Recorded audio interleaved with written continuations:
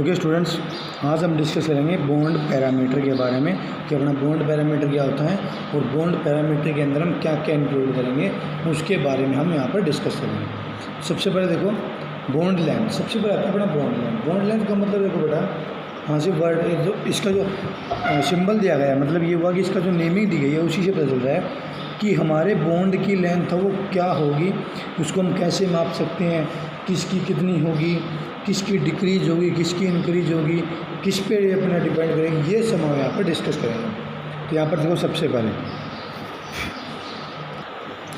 पहले बोला गया है इसकी डेफिनेशन अपनी बॉन्ड की। तो कह रहा है कि bond length is defined as the equilibrium distance between the nuclei of the two bonded atom in the molecule. Bond length क्या बताइए, ये हमारी एक इक्विलिब्रियम डिस्टेंस है। मतलब ये हुआ कि एक तरह से दोनों तरफ से इक्वल जो हमारा होता है, इक्विलिब्रियम का मतलब जो दोनों साइड से इक्वल हो, डिस्टेंस है between nuclei of the two bonded atom. मान लो कि दो एटम हमारे बॉन्डेड है, उनके बीच में हमारा जो बॉन्ड का डिस्टेंस कितना है एक मॉलिक्यूल के अंदर, जिसे बोल दें, जैसे आपको बोला जाए कि H2 है हमारा, H2 है। H2 अपना क्या है, एक हमारा मॉलिक्यूल होता है बेटा।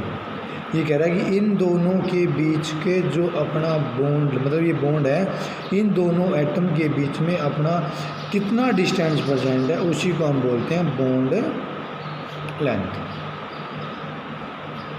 आई होप बेटा क्लियर हुआ होगा। उसके बाद देखो bond length are measured by spectroscopy, X ray diffraction and electron diffraction technique about which you will learn in higher classes. ये कह रहा है कि बॉन्ड लेंथ को हम मेज़र कर सकते हैं स्पेक्ट्रोस्कोपी से, एक्स-रे डिफ्रैक्शन से और इलेक्ट्रॉन डिफ्रैक्शन टेक्निक के द्वारा, जिसको हम लर्न कर सकते हैं हाई क्लासेस के अंदर। Each atom of bonded pair contribute to the bond length. ये कहता है प्रत्येक जो बड़ा एटम होता है ना, वो हमारा कंट्रीब्यूट करेगा बॉन्ड पेयर के अंदर। मतलब ये हुआ कि अगर कोई बॉन्ड अगर बन रहा है ना, तो उसके अंदर दोनों एटम का, मतलब प्रत्येक एटम का हमारा कंट्रीब्यूशन रहेगा।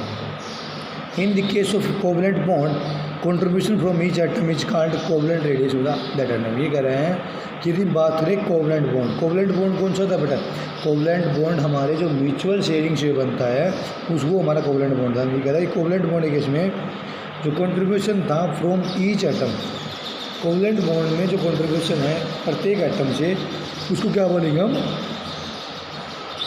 Covalent radius of that atom, उसको हम बोलेंगे कोवलेंट रेडियस। मतलब ये हुआ जो म्यूचुअल शेयरिंग से जो अपना एटम प्रेजेंट है, जो एटम हमारा बन रहा है, उसके जो हमारा बॉन्ड लेंथ होगा उसको हम बोलेंगे कोवलेंट रेडियस ऑफ एटम।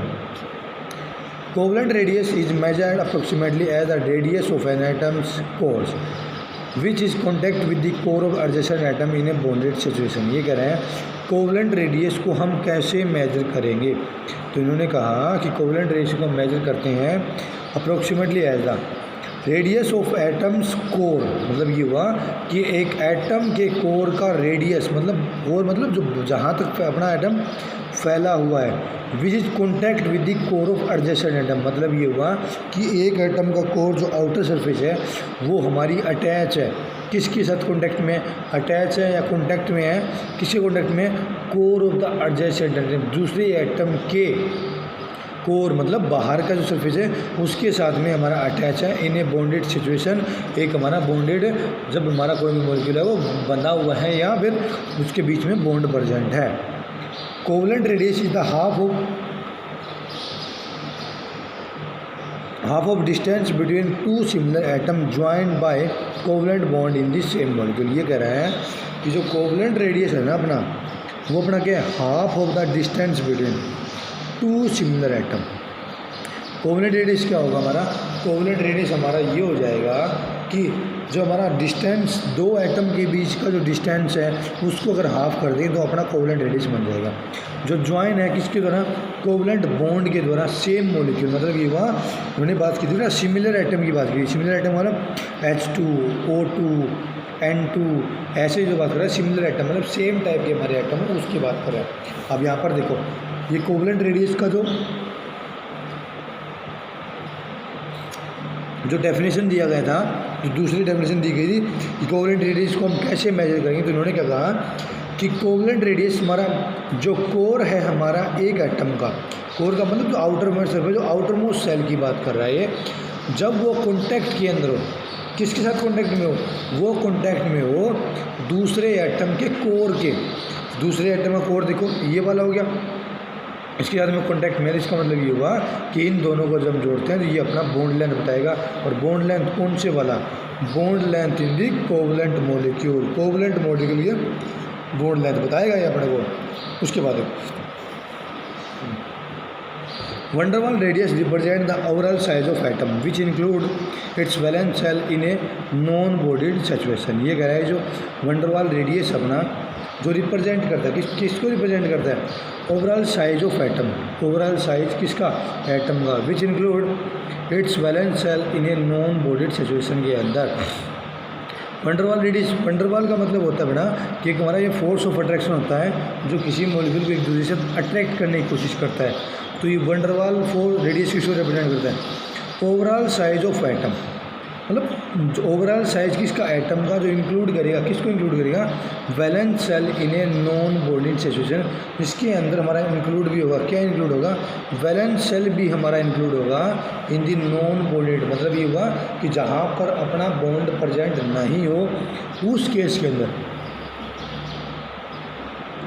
हम काउंट करेंगे इसको van der Waals रेडियस को। अब यहाँ पर देखो further, van der Waals radius is a half of the distance between two similar atom in separate molecule in this solid state. ये कह रहा है कि van der Waals जो अपना रेडियस क्या होगा अपना, वो अपना हाफ हो जाएगा, किसका हाफ हो जाएगा, distance between two similar atom, दो सिमिलर एटम है इन सेपरेट मॉलिक्यूल, मतलब अलग अलग मॉलिक्यूल के बीच में। यहाँ पर देखो बेटा कोवलेंट रेडियस क्या था, कोवलेंट रेडियस हमारा वहाँ का काउंट करते हैं हम जहाँ पर उनके बीच में हमारा कोवलेंट बॉन्ड प्रेजेंट हो, परंतु कह रहे हैं कि van der Waals रेडियस जो हमारा होगा ना वो हमारा सेम एटम होगा, परंतु मॉलिक्यूल बेटा हमारा सेपरेट होगा, अलग मॉलिक्यूल होगा। कैसे, देखो मान के चलो कि ये मेरा जैसे मॉलिक्यूल हो गया ये H2, एक H2 हमारा मॉलिक्यूल की करेगी, जो कोवलेंट रेडियस होगा ना तो कोवलेंट रेडियस तो अपना ये होगा, ये अपना कौन सा हो गया, ये अपना हो गया कोवलेंट रेडियस। परंतु मैं बात करूँ कि van der Waals की, तो कह रहा है van der Waals जो हमारा है ना इन दोनों के बीच का जो कह रहा है जो अट्रैक्शन हमारा होगा, और इन दोनों के बीच का जो हमारा देखो मान के चलो कि ये था अपना 10 मिलीमीटर था, ये मान लो कि दोनों एटम मतलब दो मॉलिक्यूल के बीच में डिस्टेंस 10 मिलीमीटर की थी, तो इसका रेडियस कितना हो जाएगा, 5 मिलीमीटर, मतलब उसका हाफ हो जाएगा। तो ये अपना क्या होगा, ये हमारा सेपरेट मॉलिक्यूल की बात कर रहा है बेटा, सेपरेट मॉलिक्यूल के केस के अंदर हमारा सेम टाइप का हमारे एटम प्रेजेंट हो, उसका जो हमारा है डिस्टेंस जो प्रेजेंट है उसकी जो अपनी हाफ होगी ना वो हमारी काउंट होगी किसके अंदर, इस van der Waals रेडियस के अंदर। उसके बाद देखो covalent and van der Waals radii और covalent are depicted in the, ये कहता है जो कोवलेंट और van der Waals रेडियाई वो देखो दो एटम के बीच में जो वो डिपेक्ट बेटा की गई है। देखो अब यहाँ पर देखो ये एक तरह से मान के चले हम, हाँ याद रखो बेटा यहाँ पर आपको क्लियर हो जाएगा van der Waals रेडियस और अपना जो कोवलेंट रेडियस। यहाँ पर देखो ये कह रहा है कि कोवलेंट रेडियस क्या था, कोवलेंट रेडियस ये था अपना दो मॉलिक्यूल के जो अपना डिस्टेंस प्रेजेंट है, और जो मतलब दो मॉलिक्यूल के बीच में जो अपना डिस्टेंस है उनका जो हम हाफ लेंगे तो वो होता है अपना कोवलेंट रेडियस। ये कह रहा है कि यहाँ से लेकर के यहाँ तक जो अपना डिस्टेंस दिया गया है, देखो ये जो RC वर्ड दिखा बेटा, ये RC का मतलब होता है कोवलेंट रेडियस, R का मतलब रेडियस, C4 मतलब कोवलेंट की बात की है। अब यहाँ पर देखो van der Waals रेडियस कैसे दिखाया, देखो van der Waals रेडियस ये बोला गया कि दो मॉलिक्यूल के जो हमारा ये है ना क्या बोलेंगे इसको, दो मॉलिक्यूल जो आउटर सरफेस है, डिफरेंट मॉलिक्यूल मतलब डिफरेंट मॉलिक्यूल्स का जो हमारा आउटर कोर है उस जो एक दूसरे कॉन्टैक्ट के अंदर है, तो न्यूक्लियस से जो वहाँ पर जो आउटर मोस्ट तक जो अपना डिस्टेंस होगा ना वो अपना van der Waals रेडियस होगा बेटा। यहाँ पर हमारा क्या होगा कि दूसरे एटम के साथ में जो डिस्टेंस प्रेजेंट होगी वो हमारा क्या होगा, वो वाला कोवलेंट रेडियस होगा, और दूसरे मॉलिक्यूल के साथ में जो डिस्टेंस है बेटा उसको हम क्या लेके चलेंगे, van der Waals रेडियस। उसके बाद कंटिन्यू करेंगे नेक्स्ट पेज के अंदर बेटा। उसके बाद में Some typical average bond length for single, double and triple bond are shown in the table 4.2। बेटा टेबल 4.2 हमारी ये है, इसके अंदर ये बोला गया है कि हमारी कुछ जो एवरेज बॉन्ड लेंथ है वो दी गई है सिंगल, डबल और ट्रिपल बॉन्ड की। भाई हमारे जो डिफरेंट टाइप के जो एटम प्रेजेंट है उनके अंदर हमारा किस किस टाइप का बॉन्ड लेंथ है वो प्रेजेंट होगा, उसके बारे में दिया गया है। Bond length for some common molecule are given in table 4.3। कुछ कॉमन मॉलिक्यूल की जो कहते हैं जो हम यूज करते हैं उनकी बेटा टेबल 4.3 के अंदर दिया हुआ है। और covalent radius of some common element are listed in, ये बेटा यहाँ पर कुछ कहीं पर बॉन्ड लेंथ दिया हुआ है, कहीं पर अपनी जो टेबल दी हुई है यहाँ पर अपना क्या है, ये अपना सम कॉमन मॉलिक्यूल उनका बॉन्ड लेंथ दिया गया है ये। और ये जो नेक्स्ट वाला है अपना, ये अपना कोवलेंट रेडियाई है मॉलिक्यूल्स के बीच में। उसके बाद फिर आता है अपना बॉन्ड एंगल। बॉन्ड एंगल क्या हुआ बेटा? बॉन्ड एंगल का मतलब, बॉन्ड एंगल हमारा मतलब ये हुआ कि दो बॉन्ड हमारे प्रेजेंट है, उनके बीच में अपना एंगल कितना बन रहा है वो अपना बॉन्ड लेंथ होगा। अब यहाँ पर देखो उन्होंने कहा कि डिफाइंड है the angle between the orbital containing bonding electron pair around the central atom in the molecule और कॉम्प्लेक्स है। कहता है कि angle between the orbital, angle है हमारे किसके बिटवीन, ऑर्बिटल के अंदर, जिसके अंदर कंटेनिंग क्या है, बॉन्डिंग इलेक्ट्रॉन पेयर, जहाँ पर अपना क्या प्रेजेंट है, बॉन्डिंग इलेक्ट्रॉन पेयर प्रेजेंट है around the central atom in the molecule. किसके अराउंड? सेंट्रल एटम के अराउंड है, सेंट्रल एटम के अराउंड जाना। कहने का मतलब बेटा ये हुआ कि एक सेंट्रल एटम हमारे, जैसे वाटर मॉलिक्यूल, देखो एग्जांपल देखते हैं मैंने, उसके बाद कंटिन्यू करेंगे। वाटर मॉलिक्यूल दिया है, ये कह रहा है कि जो वाटर मॉलिक्यूल जो हमारा यहाँ पर कह रहा है कि दो बॉन्ड के बीच में जो डिस्टेंस दिया गया है ना, जो डिस्टेंस एक तरह से जो एंगल बन रहा है उसी को हम बेटा बोलते हैं बॉन्ड एंगल। तो फिर देखो angle between orbital containing bonding electron pair, मतलब ये हुआ कि एंगल किसके बिटवीन, ऑर्बिटल के बिटवीन, जहाँ पर अपना क्या हो, बॉन्डिंग इलेक्ट्रॉन पेयर हमारे प्रेजेंट हो central atom in the molecule के अंदर। Bond angle is express in the degree which can be experimentally determine by spectroscopy method. इसको हम काउंट कर सकते हैं किसकी तरह, एक्सपेरिमेंटली से, बेटा एक्सपेरिमेंट से हम काउंट कर सकते हैं। और एक्सपेरिमेंट में किसे, स्पेक्ट्रोस्कोपी मेथड, बेटा स्पेक्ट्रोस्कोपी की मशीन आती है अपनी, NMR स्पेक्ट्रोस्कोपी बोलते हैं, या डिफरेंट टाइप की स्पेक्ट्रोस्कोपी है जिनके अंदर हम इसको हम काउंट कर सकते हैं। It give some idea regarding the distribution of orbital around the central atom in the molecule. ये कह रहा है इट गिव सम आइडिया, यह हमें देता किसके बारे में, कुछ आइडिया देता हमें regarding the distribution of orbital. किसके रिगार्डिंग, जो डिस्ट्रीब्यूशन है हमारा ऑर्बिटल का अराउंड द सेंट्रल एटम, मतलब ये हुआ कि सेंट्रल एटम के चारों तरफ हमारा ऑर्बिटल का डिस्ट्रीब्यूशन कैसे प्रेजेंट है और कितना उनके बीच में डिस्टेंस है एक दूसरे से, मतलब ये हुआ कि एंगल कितना प्रेजेंट है, उसके बारे में पता चलेगा बॉन्ड एंगल से। In the molecular complex and hence it help us to determine the shape, और ये हमें हेल्प करता है किसके अंदर, डिटरमाइन करने के लिए, उसकी शेप को डिटरमाइन करने के लिए हेल्प करता है। For example HOH bond angle in water can be represented as, ये कह रहा है जो HOH जो अपना बॉन्ड एंगल है वाटर के अंदर, उसको रिप्रेजेंट हम कैसे करेंगे, ये देखो यहाँ पर दिया गया है, यहाँ पर ही वाटर मॉलिक्यूल दिया हुआ है कि वाटर मॉलिक्यूल की देखो जो शेप होती है वो बेंट शेप होती है, ध्यान रखना बेटा, बेंट शेप होती है हमारी ये। और इसको जो डिटेल है बेटा, इसका जो कंप्लीट डिटेल है, इसकी ज्योमेट्री क्या होगी, ज्योमेट्री के अंदर क्या क्या इंक्लूड करना है, शेप क्या होगी, ये बेटा हम इसी चैप्टर के अंदर आगे डिस्कस करेंगे। उसके बाद देखो बॉन्ड इंथैल्पी, बॉन्ड इंथैल्पी बेटा, बॉन्ड इंथैल्पी, इंथैल्पी क्या होता है, एनर्जी। मतलब ये हुआ कि किसी के बॉन्ड को ब्रेक डाउन करने के लिए हमें कितनी एनर्जी रिक्वायर होगी, वो अपनी क्या होगी, बॉन्ड इंथैल्पी।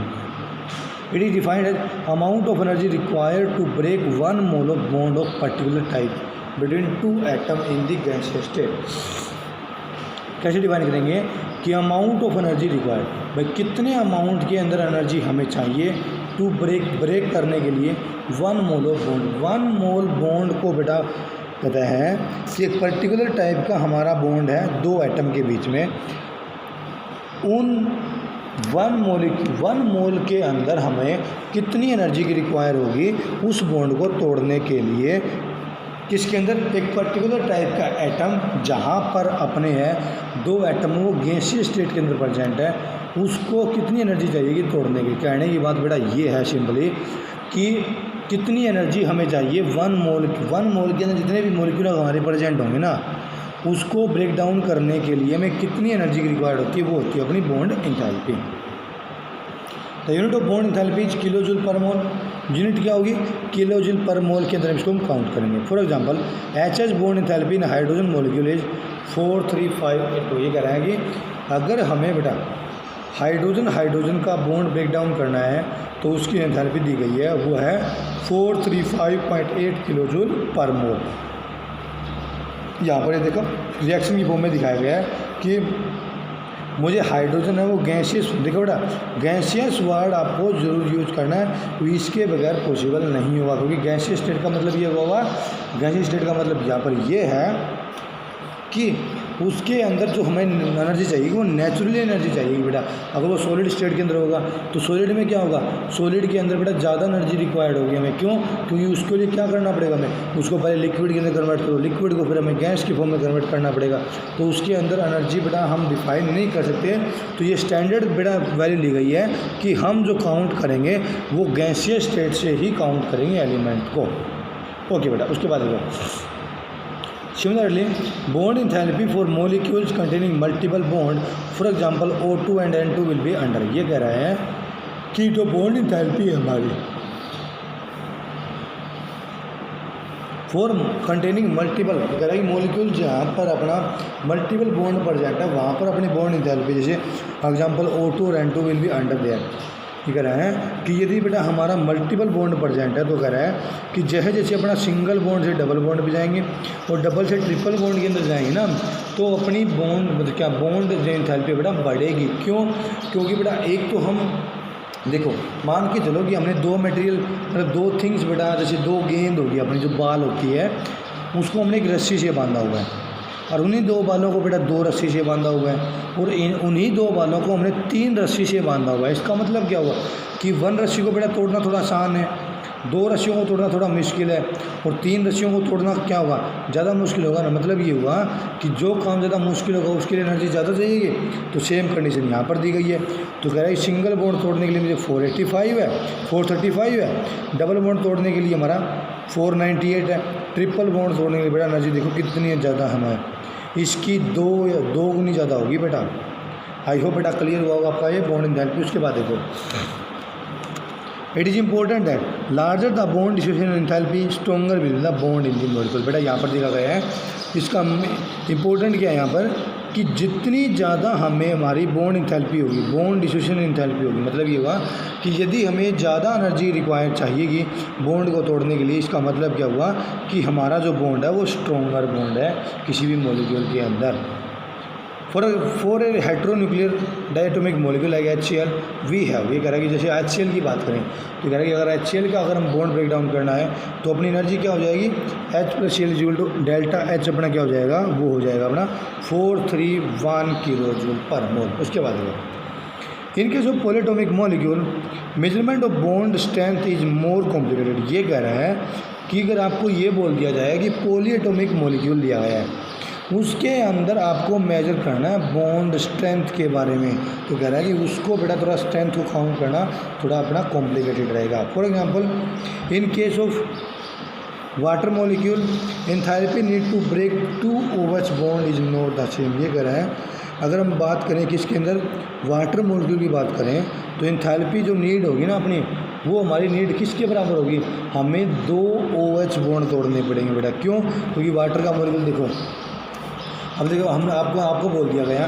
कि वाटर गैसियस फॉर्म में प्रेजेंट है, उसका आपको बॉन्ड तोड़ना है, तो बेटा वाटर के अंदर तो 2 बॉन्ड प्रेजेंट है ना, एक अपना बॉन्ड ये वाला है एक ये वाला है, तो एनर्जी जो चाहिए कि वो ज़्यादा चाहिए। क्यों, एक तोड़ने के लिए जितनी एनर्जी चाहिए तो 2 तोड़ने के लिए उसे 2 गुनी चाहिए ना एनर्जी।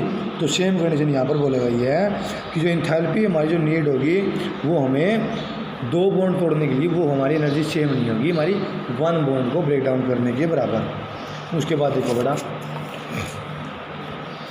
ये देखो, जिन्होंने कहा कि वाटर मॉलिक्यूल हमने लिया गैसियस फॉर्म के अंदर, वाटर हमने गैसियस फॉर्म में लिया तो हमारा एक H, सबसे पहले हमारा H मॉलिक्यूल हमने तोड़ रहे हैं, उसके बाद हमारा OH बन रहा है। कह रहा है कि हमें जो OH हमारा बचा हुआ ना, इसको भी हमें फिर बेटा तोड़ना है। OH को तोड़ेंगे, हमारा एनर्जी देखो दोनों है।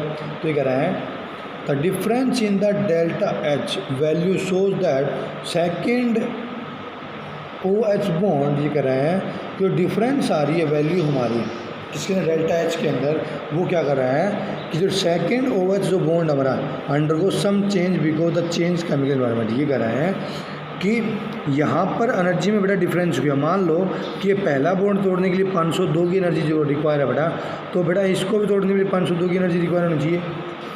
इसका कहने का मतलब यहाँ पर ये बोला गया कि यहाँ पर हमारी केमिकल इन्वायरमेंट बेटा चेंज हो जाता है। कब? जब मेरा एक बॉन्ड टूट जाएगा तो उसके बाद हमारा क्या होगा, केमिकल इन्वायरमेंट चेंज होगा। This is the reason for some difference in energy. इसी की वजह से हमारा क्या है, एनर्जी हमारी थोड़ी सी अलग होगी of the same OH bond in different molecule.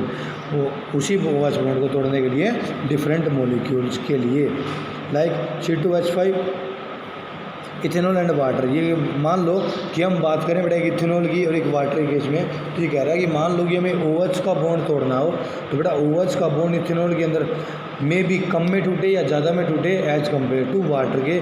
ये हमारा किस पे डिपेंड करेगा, केमिकल इन्वायरमेंट के ऊपर। उसके बाद therefore in polyatomic molecule the term mean और average bond length bond enthalpy use. ये कह रहे हैं कि अगर हम बात करें पॉलीएटॉमिक केस के अंदर तो वहाँ पर हम यूज करेंगे क्या, मीन और एवरेज बॉन्ड एंथैल्पी। मतलब मीन क्या होगी या फिर एवरेज बॉन्ड एंथैल्पी अपनी क्या होगी, उसको हम क्या करेंगे, यूज करेंगे।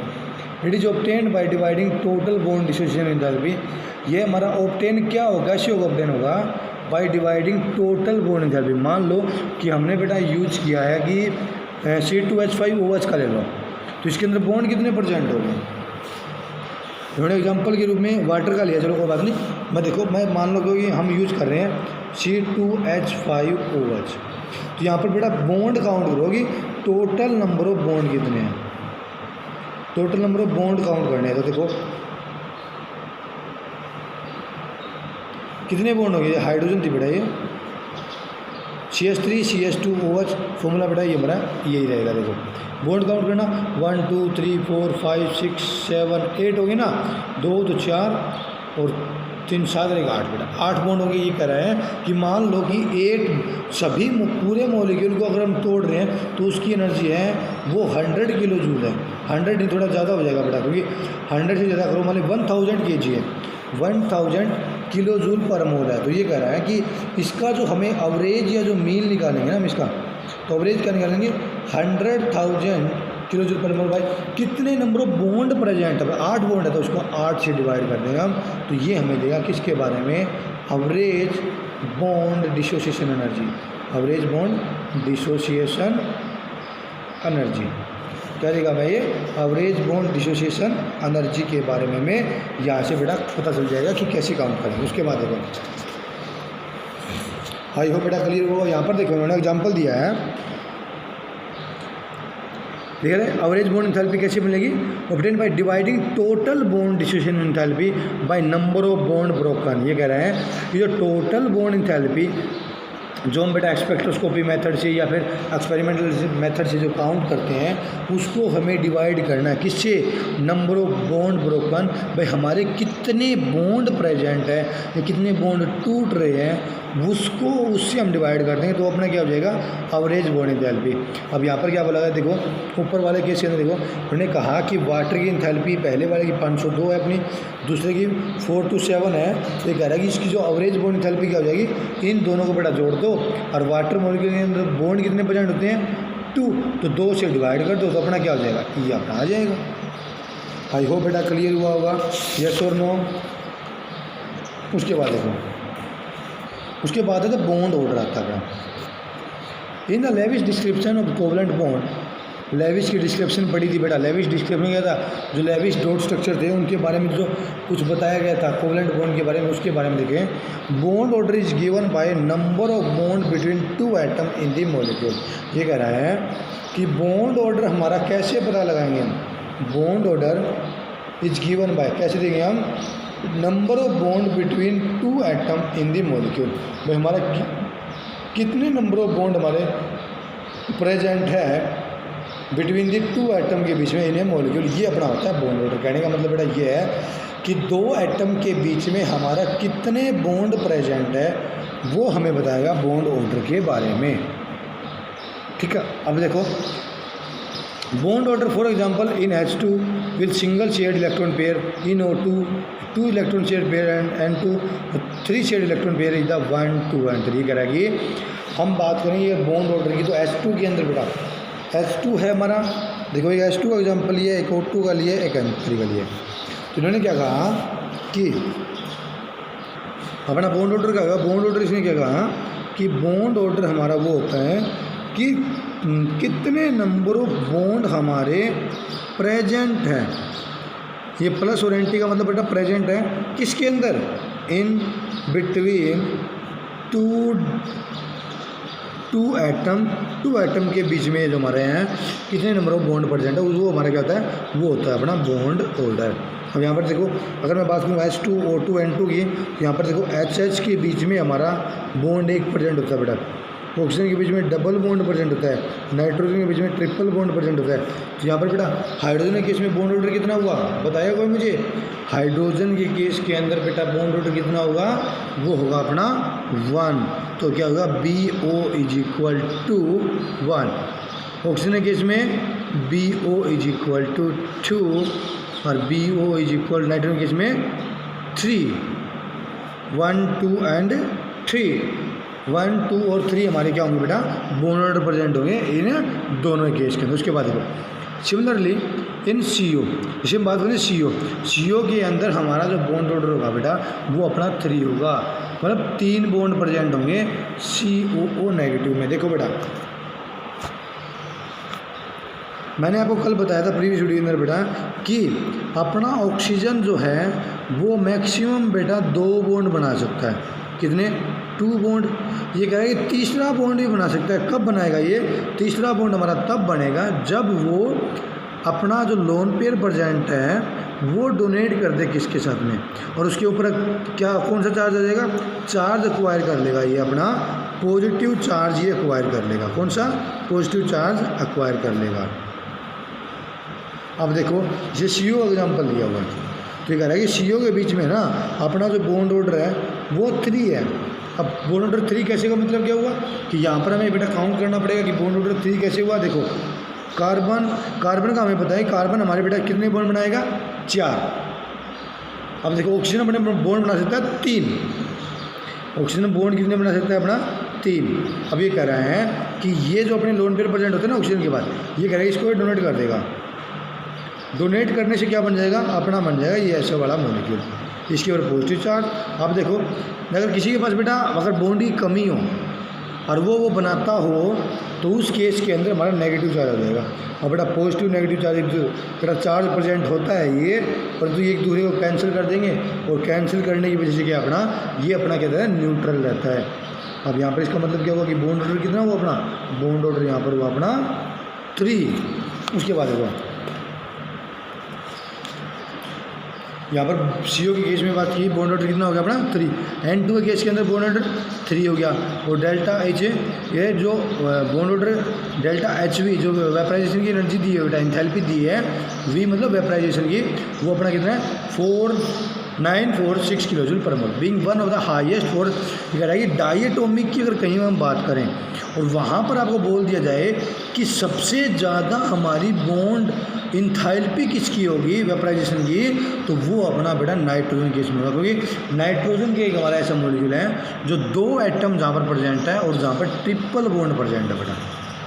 ओके, उसके बाद देखो आइसोलेटरिक मॉलिक्यूल कौन से थे बेटा, ये पहले पकड़वा चुका हूँ मैं चैप्टर 2 के अंदर। आइसोलेटरिक मॉलिक्यूल हमारे वो होते हैं वे है आइसोलेटरिक वो होते हैं हमारे जहाँ पर same number of electron present हो, हमें हमारे डिफरेंट आयन या एटम होंगे, परंतु जहाँ पर क्या हो same number of electron present हो, पर यहाँ पर इन्होंने क्या कहा, आइसोइलेक्ट्रॉनिक मॉलिक्यूल और आयन है द आइडेंटिकल बॉन्ड ऑर्डर। यहाँ पर हम बॉन्ड ऑर्डर की बात करेंगे, वो हमारा आइसोइलेक्ट्रॉनिक एटम की बात कर रहे थे, यहाँ पर मॉलिक्यूल की बात की है। तो यहाँ पर आइसोइलेक्ट्रॉनिक मॉलिक्यूल्स हैं, उसके अंदर अगर बोल दे कि उनका जो बॉन्ड ऑर्डर है अपना कैसा होगा, तो वो बोलेंगे हम हैव आइडेंटिकल बॉन्ड ऑर्डर। ये कह रहा है कि आइसोइलेक्ट्रॉनिक के अंदर हमारा बॉन्ड ऑर्डर हमारा आइडेंटिकल रहेगा। मतलब ये हुआ कि जहाँ पर नंबर ऑफ इलेक्ट्रॉन अपने सेम रहेंगे वहाँ पर बॉन्ड ऑर्डर अपना क्या रहेगा, आइडेंटिकल रहेगा। फॉर एग्जांपल बोला F2 एंड O22 नेगेटिव। ये कह रहा है कि जैसे F2 की बात करें, F2 और जो हमारा O22 नेगेटिव बेटा,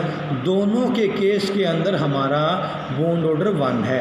बॉन्ड ऑर्डर 1 का मतलब क्या हुआ, देखो अब इसने बात की बेटा O2 नेगेटिव की, O22 नेगेटिव, ये था ना। हाँ, तो बेटा इसका स्ट्रक्चर क्या होगा, इसका स्ट्रक्चर देखो बेटा ये होता है। अब इसने एक बॉन्ड और नहीं बनाया, परंतु उसके साथ साथ क्या बोल रहे हैं कि 2 नेगेटिव है, 2 नेगेटिव इक्वल डिस्ट्रीब्यूशन कर देंगे बेटा। हाँ, मतलब 1 नेगेटिव चार्ज दे देंगे दोनों को। सेम कंडीशन यहाँ पर बोला फ्लोरीन का, फ्लोरीन अपना एक बॉन्ड बनाएगा। इसका मतलब ये हुआ कि दोनों ही केस के अंदर अपना जो BO होगा वो क्या होगा, 1 होगा। उसके बाद अपन नाइट्रोजन के केस में CO एंड NO प्लस, इन तीनों केस में बेटा बॉन्ड ऑर्डर अपना कितना होगा, 3 होगा।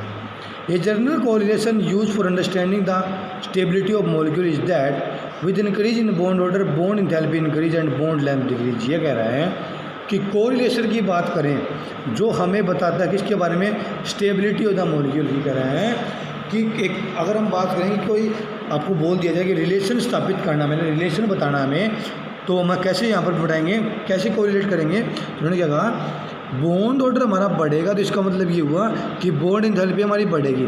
अगर बॉन्ड एंथैल्पी बेटा बढ़ रही है, बॉन्ड ऑर्डर बढ़ने का मतलब क्या हुआ कि सिंगल से डबल हो रहा है, डबल से ट्रिपल हो रहा है। जैसे जैसे बेटा हम ये ध्यान रखना आपको कि जैसे सिंगल से डबल, डबल से ट्रिपल बॉन्ड हो रहा है ना अपना, तो बॉन्ड लेंथ बेटा वहाँ पर डिक्रीज होगी। ये आपको ध्यान रखना है। आई होप बेटा क्लियर होगी। देखो यहाँ पे उन्होंने क्या कहा कि यदि मेरा बॉन्ड लेंथ बेटा ना सिंगल बॉन्ड की सबसे ज़्यादा होती है, फिर डबल बॉन्ड की होती है, फिर होती है अपनी ट्रिपल बॉन्ड की। ये अपने बेटा मेनली 3 बॉन्ड ही पाए जाते हैं। वाटर बॉन्ड 4 बॉन्ड और एक मॉलिक्यूल और भी बेटा डिस्कवर हो चुका है, उसके बीच में 5 बॉन्ड पाए गए हैं। और ये जो 5 वाला ये क्रोमियम का है और ये अपना रुथेनियम का है। ये अपने दोनों मेटल है। ये बेटा एक्सेप्शनल केस के अंदर मिलते हैं, बहुत ही कम मिलते हैं। इनका एक स्पेशल मॉलिक्यूल्स ही होते हैं जहाँ पर ये पाए जाते हैं। ओके बेटा, आई होप बेटा बॉन्ड लेंथ के यहाँ पर क्लियर हुआ होगा कि बॉन्ड लेंथ अपनी है वो कितनी होगी। बॉन्ड लेंथ सबसे ज़्यादा किसकी होगी, सिंगल बॉन्ड की, फिर डबल बॉन्ड की, फिर अपनी ट्रिपल बॉन्ड की बॉन्ड लेंथ होगी। ओके बेटा, नेक्स्ट अपना टॉपिक है रेजोनेंस स्ट्रक्चर। इसको कंटिन्यू करेंगे नेक्स्ट वीडियो के अंदर। थैंक यू बेटा and have a nice day.